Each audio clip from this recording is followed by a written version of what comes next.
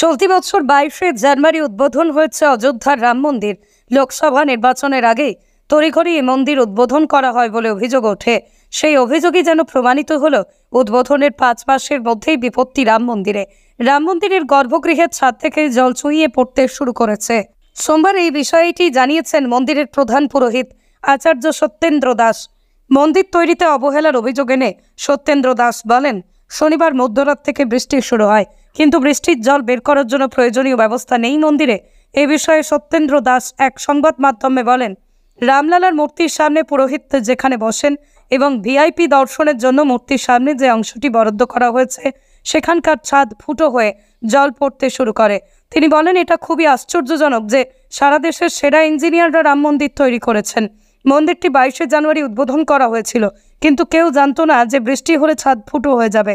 মন্দির ট্রাস্ট সূত্রে খবর। এই খবর মন্দির কমিটির কাছে পৌঁছানোর পর কমিটির চেয়ারম্যান নৃপেন্দ্র মিশ্র দ্রুত ছাদ মেরামতির নির্দেশ দেন।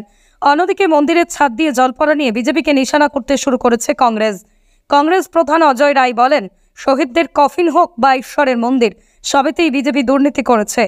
প্রথম বৃষ্টিতেই কয়েক কোটি টাকা ব্যয়ে তৈরি করা রাম মন্দিরের গর্ভগৃহের ছাদ থেকে জল পড়ছে, মন্দিরের সঠিক নিষ্কাশন ব্যবস্থা নেই। রায় বলেন, শুধু তাই নয়, অযোধ্যায় উন্নয়নের ঢোল পিটিয়ে বিজেপি 624 কোটি টাকা ব্যয় করে রামপথ নির্মাণ করেছে।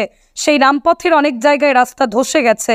শুধু নির্বাচনী সুবিধা পাওয়ার জন্যই তাড়াহুড়ো করে নিম্নমানের নির্মাণ করে অযোধ্যাকে দুর্নীতির কেন্দ্রস্থলে পরিণত করেছে। আর এর জন্য সেখানকার লোকদের যথাযথ ক্ষতিপূরণও দেয়নি বিজেপি, শুধুই অবিচার করেছে।